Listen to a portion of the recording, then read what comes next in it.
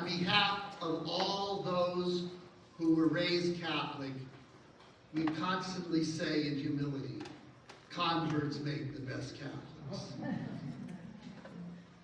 And we thank you for your desire. I'm going to play a little dirty trick. It's a little bit late to run away. So I just want to give you a little heads up here. Just a little heads up. If I was writing this liturgy, I would not have started with the book of Genesis. And traditionally there are 7 readings we could have read. I would simply do the genealogy of Christ that is read at Christmas time. Why? Because it's a list of a bunch of dysfunctionals. It makes me feel proud. It makes me feel at home. When you look at the genealogy of Jesus, it's not a pretty picture. And so for each one of us, that is our vigil tonight. What and how has God acted in human history? And often it is not a pretty picture. It's a little unfair to bring this up as you're joining the church. But we have to be honest. And for each one of us, like for example, I was talking to one of my spiritual friends, a priest, and both of us have worked in the engine room of the church, chanceries and things like that. And I said to him, my friend, as we struggle with the engine of the church, look at all these people joining the church throughout the world. It's quite humbling. It's quite humbling. And for each one of us, often there's marks of the true church, but I'm going to use 3 that is done by a theologian, Van Hugel. He said that to be truly connected, you have to have theology, but not just theology, because our theology can get us all in trouble. When any denomination or religion says, I've got the truth, and I'll kill you if you don't agree with me. So Von Hugel says the second is mysticism. That the church needs to be mystics. And to go back to the idea of theology, that's our catechism, our cataphatic approach to life. We got it, and everyone else is wrong. Aren't we happy? Mysticism says, we got it, but we don't have it exactly. And you've got to be comfortable with, I've got it, but I don't have it. If you are just one of these, you could end up being a rigid person who's kind of dictatorial, or you could be a loosey-goosey 1960s Monsignor Charles. It's all mysticism, We want to have both. I've got it, but I don't have it. And be comfortable. The third element that this great theologian spoke about was you need the institutional church. And this is essential for us to understand. Again, if we did a vigil on the history of salvation and we used the genealogy, so-and-so begat so-and-so, and again, we would see a history of dysfunctionality.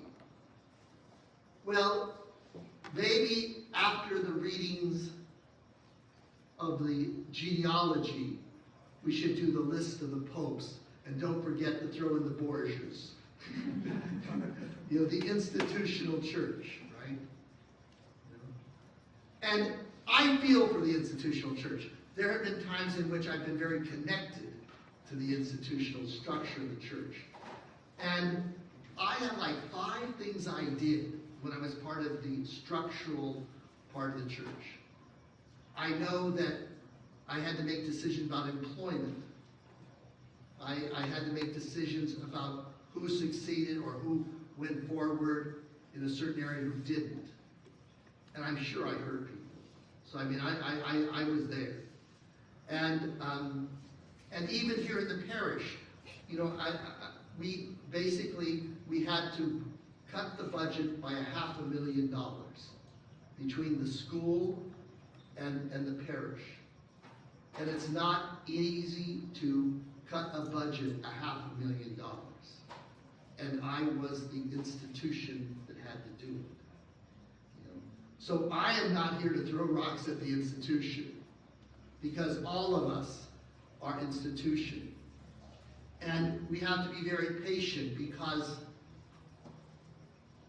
we learn this perichoresis, this dance of the Trinity, this idea that the Father, the Son, this dance, and the Holy Spirit. Well, the church needs these three elements. I've got it. I don't got it. And the institutional church. And we can all break each other's heart. I'll go back to the simple example of my mother, and I ticked her off one time. Very rare experience. Got her a little angry at me. I said, Mom, we're not getting a divorce. Can you just forgive me now? And no, she's let me sure that I knew how much I ticked her off. So it took a few days, so I just wanted to be sure. The same thing with the church. You know, we could have theologians who are arrogant. We could have mystics that are relativists, maybe. And we can have institutional church, which seems so evil. But we need the three. If you gave this genealogy of Christ's biological family, and then you look at the litany of the popes, the litanies of pastors, the litany of women religious, and by the way, the litany of a few lay people here. Not here, there. You know, the list is not always heroic. So what do we say today? We share the Roman Catholic Church, the theological, the mystical, and the institutional church. We share what AA calls a group sickness. We have a group sickness. We have people that are so theologically sure about everything, you wouldn't want to have a burger with them at Burger King. You know, they're just so sure of themselves. I'm going to sing in church. Or you can have somebody who is just so mystical, anything goes. Just everything, it's all good. Or you could have the institutional church, and they just be so contrary to what we would think. We think of the great Pope, I think it's Julian, who was with Michelangelo. Julius. I knew one of these. You know, he was the warrior Pope. You know, he wasn't Jesus the Good Shepherd, you know, the warrior. And so we have to admit we share a group sickness. And for each one of us, we have a humanity of group sickness. And as I look at my institutional or my church, theologically, spiritually, or mystically, or the institution, this is my family. This is my family. And you can do the same thing and have your own genealogy of your own family. And it may not be a pretty picture. It may be a history of very difficult lives. And again, borrowing again from AA, our relatives were not bad people. They were just sick people trying to get better. Sick people trying to get better.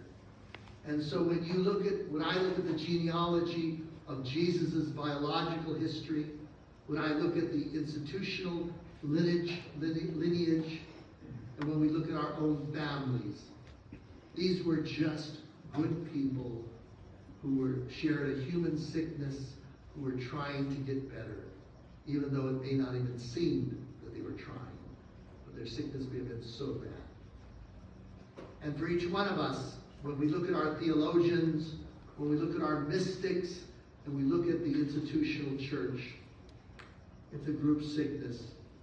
And we have to understand that in some ways, it's a blessing. Because as we see people in the church that are so sure about everything, so relativistic about everything, or so institutionally governing, we see ourselves, right? Because we all can do that. We can all do that. You know, we can all do that. We can be so sure about something, and then when it comes to something that's important, we're relativists. And then let me tell you, most of us are administrators, legislators, and executive in our own homes. You know, no one messes with some of us at home. So we can all talk about the institutional church when I know whose Archie Bunker's chair is. If you don't know that kid, it's all right. You know, who's the one with the remote control? Take off your shoes when you come into our house. I don't know what it is. I'm not judging you. But you know what I'm saying is, we can talk about the relativists, we can talk about those who are so rigid theologically, or we can talk about those mean administrators. But let me tell you, we have to do it in our own lives. But hopefully with this dance within us, that we become theologically based. Be mystics who live in mystery and still pay the bills and organize things and be sure the carpet's clean and the dishwasher is emptied in the right way. Do both. Do all three, shall we say. And please be patient with the group sickness. And I especially ask you to be patient with the institutional church. They will make decisions soon. We all have decisions that have to be made, and these are not easy decisions. You know, the Archbishop had to make very difficult decisions regarding lawsuits and things like that. And they have to make so many hard decisions. But we who are theologically based and mystically based understand how hard it is to make administrative decisions. I've made mistakes and still think about how I may have hurt people, or I had to let them go, or just, it's very hard. And if it was hard for me, it's hard for them. So we lovingly understand. So, that being stated, please do not leave the church. It's not easy. Every place is hard. Come on. I always tell, like sometimes, I have my spiritual friends. The ones I call them, they keep me spiritually sober, right? Emotionally sober. And we say, who wants to be a Presbyterian? The Roman Catholic Church is filled with drama. There's always something, all right? I say that as a joke. But again, or as a truth, I would say too.